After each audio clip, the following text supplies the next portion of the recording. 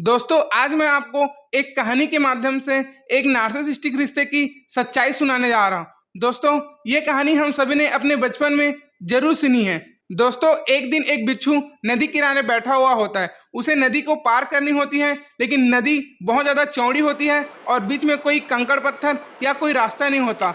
वो बिच्छू नदी में रहने वाले बहुत सारे जल जीव को बोलता है कि मुझे नदी पार करा दीजिए, लेकिन उनमें से रहने वाले सभी जीव को ये पता होता है कि ये बिच्छू स्वभाव से जहरीला है और हमें डस देगा। इसी बीच बिच्छू का नजर एक सुंदर हंस पर पड़ता है। वो हंस को बुलाता है और बोलता है कि अरे हंस, तुम कितनी प्यारी हो, तुम कितनी दयालु हो, इस पूरे नदी में तुम्हारे जैसा कोई भी नहीं है, क्या तुम मुझे नदी पार करा दोगी? तो ये सुन करके हंस थोड़ा सा झिझकता है और सोच में पड़ जाता है। तब फिर से बिच्छू ये बोलता है कि तुमसे अच्छा तो इस नदी में कोई भी नहीं है, तुम कितनी प्यारी हो, कितनी सुंदर हो, तुम्हारे पंख देखो कैसे हैं, तुम कितनी दयालु हो, तुम ही मेरे को नदी पार करा सकती हो। तब हंस बोलता है कि कहीं तुम मुझे डस तो नहीं लोगे? तब बिच्छू उसे प्रॉमिस करता है कि नहीं नहीं, मैं तुमको बिल्कुल भी नहीं डसूंगा, मैं तुमको कैसे डस सकता हूँ, तुम मुझे हेल्प कर रही हो और मैं तुम्हें ही डस लूं? नहीं नहीं, मैं इतना बुरा भी नहीं हूँ, लोग मुझे नाहक ही बदनाम करते हैं, भले मेरे अंदर जहर है, लेकिन इसका मतलब ये नहीं कि मैं तुमको ही डस दूं।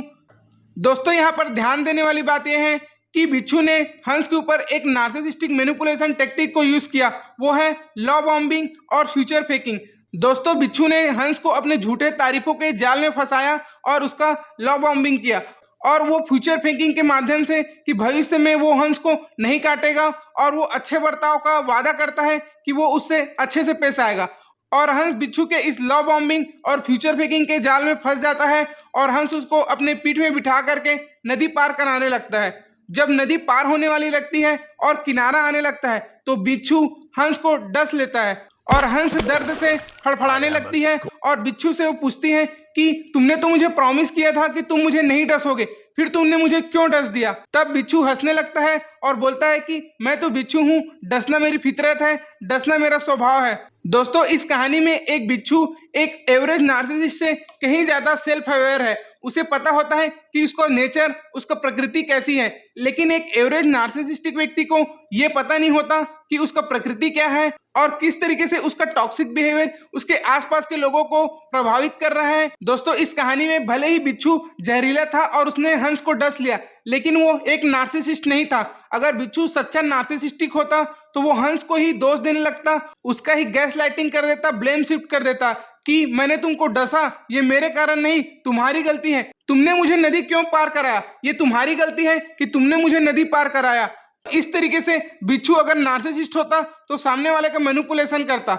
दोस्तों रोजाना हम इसी तरीके के आत्ममुग्ध पैथोलॉजिकल नार्सिसिस्ट के साथ रिश्तों को झेलते रहते हैं और बार बार वो नार्सिसिस्टिक व्यक्ति फ्यूचर फेकिंग करता है कि बदल जाएगा, और हर बार हम उसके बात में आ जाते हैं और नार्सिसिस्ट व्यक्ति को बार बार मौका देते रहते हैं कि इस बार वो बदल जाएगा, इस बार वो सुधर जाएगा, लेकिन ढाक के 3 पास नतीजा कुछ भी नहीं निकलता, वो वैसे की वैसे ही रहता है, बार बार आपको डसते रहता है। दोस्तों इस कहानी से हमको ये सीखना है कि बिच्छू तो अपना फितरत छोड़ेगा नहीं, एक नार्सिसिस्टिक व्यक्ति बार बार आपको डसेगा, ये आपकी रिस्पॉन्सिबिलिटी है कि आप उससे दूर रहें और उसे अपने जीवन में बहुत ज्यादा इन्फ्लुएंस करने न दें। दोस्तों अगर कहानी अच्छी लगी हो तो और दोस्तों के साथ शेयर कीजिए जो इसी तरीके से नार्सिसिस्टिक अब्यूज को झेल रहे हैं। मिलेंगे अगले वीडियो में किसी और कहानी के साथ और समझेंगे नार्सिसिस्टिक मैनिपुलेशन को। तब तक के लिए बाय बाय।